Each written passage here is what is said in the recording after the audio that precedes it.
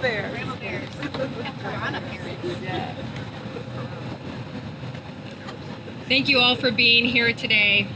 There's really no more important issue than our kids and the fact that parents get to have the choice and what happens to our children. As a concerned mom of 4 daughters, I'm proud to be joined by so many other parents today who want the best for their child and the best for their child's education. I'm here today because frankly our schools have lost their way.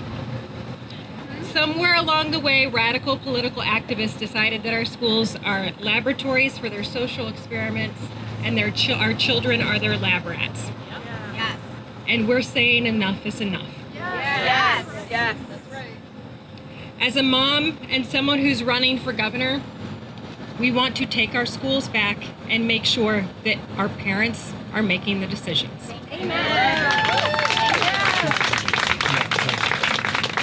Our schools belong to the tax-paying parents, not radical activists. Yes. Too many schools have failed too many children in this state for far too long.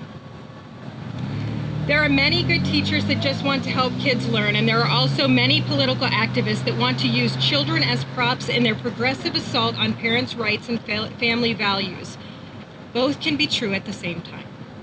Yes. The problem is, if a teacher spoke up and said, hey, we should leave the sex and gender stuff to parents, the far-left activists would call that teacher a homophobe or a fascist or some other slander, and the media would eat it up. That's how you silence people of good conscience, and we're done with that. Yes. Let me be very clear about something. This is not about LGBTQ issues. This is about protecting children and protecting parents' rights and getting our schools back to the basics of teaching kids how to read, write, and do math. Yes. Considering our test scores right now, that should be everyone's focus in this entire state for the future of this state. Our schools are not doing nearly a good enough job preparing students to go to college or enter the workforce. The failure of entrenched school bureaucrats to fix what is broken robs our children of their future and robs the state of its potential. Yes. When our kids are failing, when our education system is failing, it is failing every single one of you. And it is failing every business. It is failing every person in this state.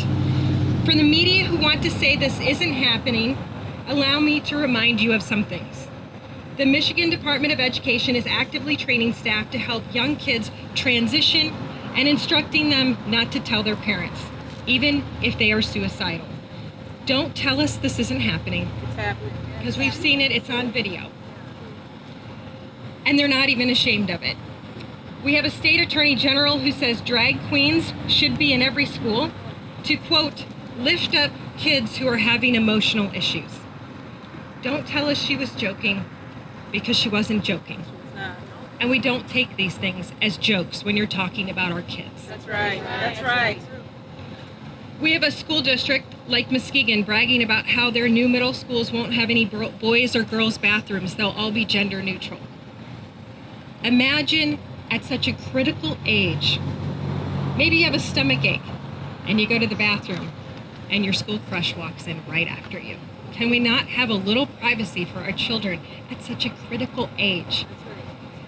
We have a president that is reinterpreting Title IX after 50 years to make sure biological boys can play on young women's sports teams, compete against them, take their scholarships, and steal their championships. Not okay. And also go into the locker rooms with them. No. We have an initiative on the ballot this fall that would let school personnel give young children puberty blockers behind their parents' back and not talk about it. Amidst this, we have a governor who agrees. In fact, she's telling people to vote for it. Gretchen Whitmer has said nothing about the latest revelations here, about the training here at MDE. Nothing. She is silent. She sent her state chief operating officer out, and that doesn't count. Can't even put it on letterhead. We want to hear from the governor, but we won't because she agrees with the radical sex and gender activists, and she is counting on the media here to do her bidding and gaslight the people. This is a failure of leadership, and it is a failure for our families. Yes. As governor, I want to be responsible for the outcomes and held accountable for the results. Today, I am here first and foremost calling for the resignation of State Superintendent Michael Rice.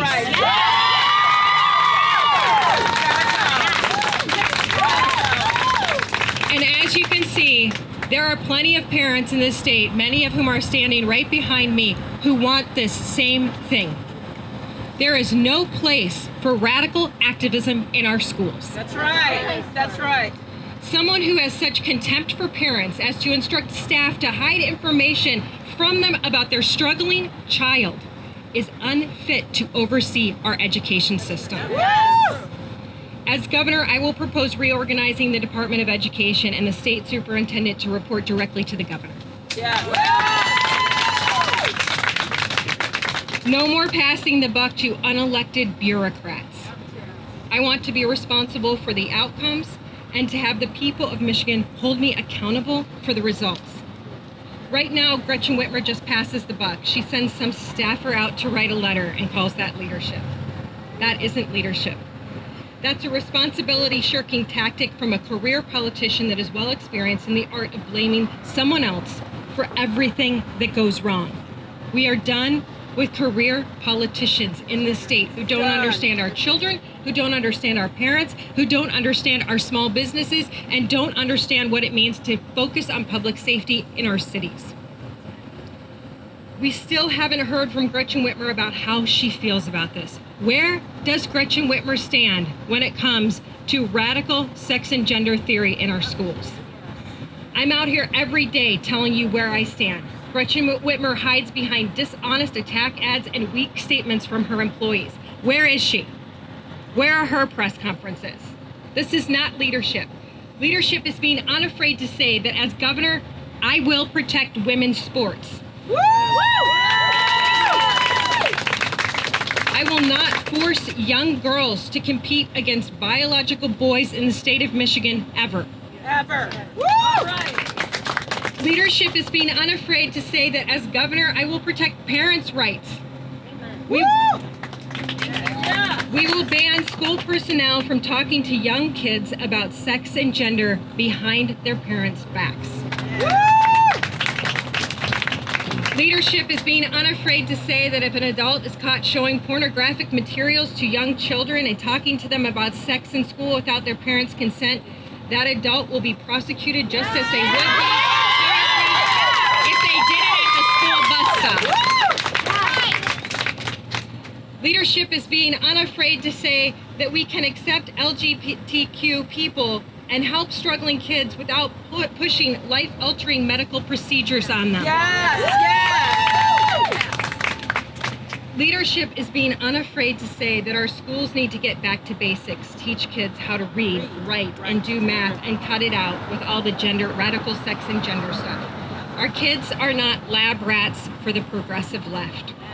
I will say again, if you look at our M-STEP scores that we just received back, this is a failure in leadership. Yes. We can continue to put money into the system, but who are we going to hold accountable for the results? When we see a nearly 60% failure rate in our third grade reading exams, we want somebody to stand up and say, enough is enough. Enough is enough. I'm here today to say, enough is enough. And when I am governor, you can hold me accountable for those results. Thank you.